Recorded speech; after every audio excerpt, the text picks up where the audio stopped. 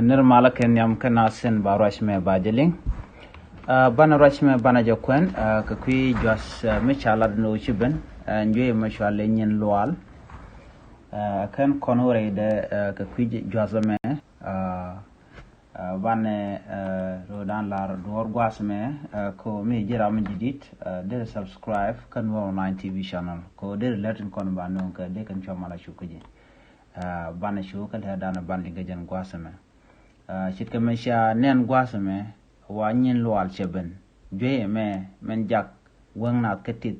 ke jak nyin nat ketit der ke te loal bana jelin kel shit men chala arun nyaka ku subscribe ka ku comment ka ku gorno jin bi nyaka nasan ko ken ko blarity kun ken cha shu gwansen gor kon kan ode goten biaje gorno biaje larne ideal ko de ne me de kana ngai kelo da ko do dana jega jen joye me bana chore ler man ban lat gwasme chala ne ne chala no te ga joye mi jak nyin nas kalwal lo en joye mo bo wanku baga jaka titit chet chala de jipola point eno jene di chop ko kudang diok urjen badda gu da chaka ka ban joye me en joye mo la te wangrana jakami ti de chet ki be jaga mi lwal ki me der chala no je ka joye nyin lwal mo je je ka nyok nu ngwane chike mu gwal yen ngwak ala gwal ngwane dan la ngwak la ka gwal ke je mi jiram la ngwak gwal kana be jika ban joye mo chawra je mulat mu gwal ngwane chike ne wang la ne wang nan ko la lat ko wang ran cheng dong bi je dong mi cheng te ko go de ne de la wanu ka kana ka ra yen mi te ga jen joye mo wa bi da ko je joye ba je ka tana la tana shaka ke makar man la shaka na en mo mi she kan bokaram she kana mo dobuji ka dobrana chalat ke jang amando dien gwasme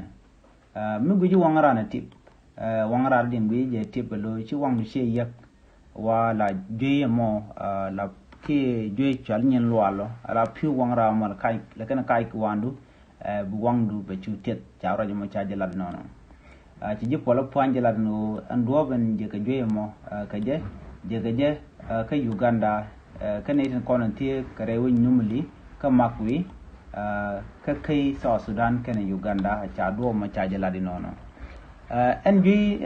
Nyin Lualamo Chalab de Neba de Jigba Kamak Kwang Medit Kana Mastaba Medit along Ko Mastaba Medit Mishi Jam Kich Jam Matka Dobdana Maska Tapkaja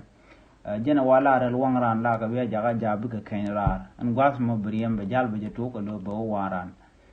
buangran ngwa mo betit beje chutok ki bijen chwama lwal jeno che jwenyen lwal cheben kwar rodun tit keje ko che wan kun che ka biyar ka pala mastap ka midit jen le dande kon lingana me ni biat ka mal chu je pero jeno jin bijen nywa nasin ko kien ko no kon no de lerti de ka no gosentin gor kon ken o de ko ten biat ka mal bye bye